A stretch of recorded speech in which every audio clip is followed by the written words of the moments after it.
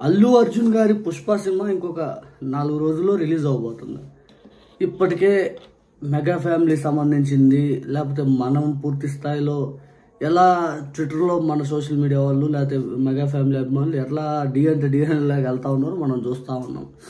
Because ఎందుకంటే Pushpa cinema గురించి negative ప్రచారం చేస్తుంది మెగా ఫ్యామిలీ. ఇప్పుడు ఆయన అభిమానులు ఏ ఒక్కరు కూడా అల్లు అర్జున్ గారి పుష్ప సినిమా గురించి ట్వీట్ కూడా పెట్టిందేం లేదు మెగా ఫ్యామిలీకి సంబంధించి.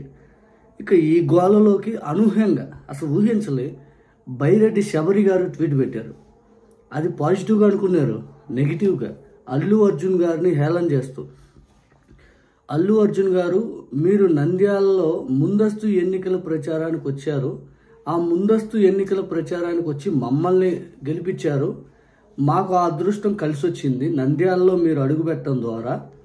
అలాగే మీరు పుష్ప ప్రీ రిలీజ్ ఫంక్షన్ అనేది నంద్యాలలో పెడతారని ఆశించాము.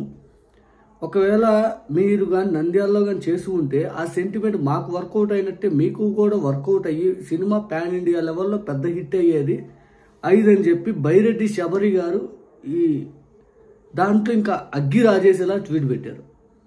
నిజంగా చెప్పాలి అనుకుంటే అసలు బైరెడ్డి శబరి గారు అసలు ఇప్పుడు ట్వీట్ పెట్టాల్సిన అవసరం కూడా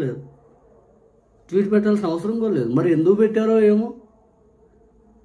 ఆమె నంద్యాల అల్లు అర్జున్ గారే నంద్యాలకు వచ్చి బైరెడ్డి శబరి గారిని ఒక్క మాట అనలేదు, ఎప్పుడు కామెంట్ చేయలేదు. అసలు ఏ రాజకీయ వ్యక్తుల్ని ఎవరిని కామెంట్ చేయలేదు. అల్లు అర్జున్ గారు వచ్చారు, మద్దతుగా ర్యాలీ చేశారు, అందరికీ చెయ్యి ఊపాడు, తర్వాత ఆయన పని ఆయన చేసుకుంటూ హైదరాబాద్ వెళ్ళిపోయాడు. ఇక్కడ రాజకీయ జోక్యం ఎక్కడ ఉంది? తన మిత్రుడికి మద్దతుగా తన మిత్రుడు వైఎస్ఆర్ కాంగ్రెస్ పార్టీకి అక్కడ నిలబడ్డాడు అండగా.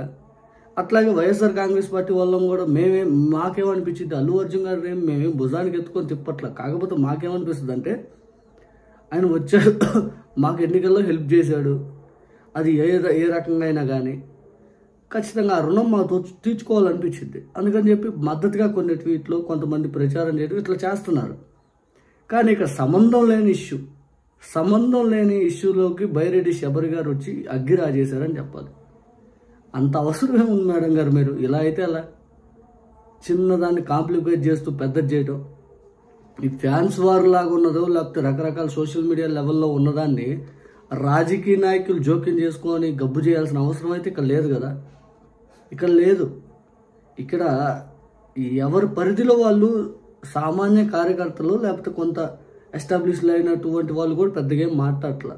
మీరు అటువంటిది ఎంపీ హోదాలో ఉండి ఒక సూపర్ స్టార్ని మీరు అవహేళన చేసేలా ట్వీట్ పెట్టారంటే అది మీ విజ్ఞతగా వదిలేస్తున్నాం. ఇది అయితే సరైన పద్ధతి అయితే కాదు ఇదైతే. బికాజ్ ఎందుకంటే ఏ వ్యక్తి అయినా కానీ వచ్చి ప్రచారం చేశాడు అంటే ఆ ఎన్నికల సమయంలో ఎవరేం ప్రచారం చేస్తారు? కోర్స్ ఆయన అక్కడ ఓడిపోయాడు. ఆయన వచ్చింది శిల్పారవి గారి మద్దతుగా ఆయన ఓడిపోవడం జరిగింది. ఆయన వచ్చాడు కాబట్టి మీరు గెలిచారు, మీకు అదృష్టం కలిసి వచ్చిందని ఆయన హేళన చేయటం దేనికి? ఆయన వచ్చి ఆ శిల్పారవి గారిని ఓడించి మీకోసం ప్రచారం చేశారా? వచ్చింది శిల్పారవి గారికి మద్దతుగా, మీకు అదృష్టం కలిసి వచ్చిందంటే ఇంకా ఆయన హేళన చేయటం కదా. అట్లాగే నంద్యాలలో వచ్చి మీరు మళ్ళీ ప్రీ రిలీజ్ ఫంక్షన్ పెడతారని ఆశిస్తున్నాము, మాకు కలిసి వచ్చినట్టే నంద్యాలలో మీరు అడుగుపెట్టి రేపు మీకు కలిసి వస్తుంది, పాన్ ఇండియా లెవెల్ హిట్ అయితే ఇదని అవసరమా?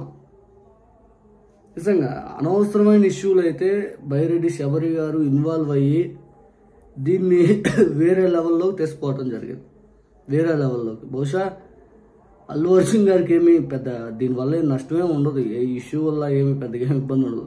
బికాజ్ అల్లు అర్జున్ గారికి నాకు తెలిసి ఇది సింపుల్ బిజినెస్ జరిగినా 1000 కోట్లు జరుగుద్ది అంటున్నారు. మరి చూడాలి, డబ్బుల సమస్య కాకపోయినా అల్లు అర్జున్ గారు పెద్ద లెవెల్లో హిట్ కావాలని మనస్ఫూర్తి కోరుకుందాం. నేషనల్ అవార్డు విన్నర్ ఆయన.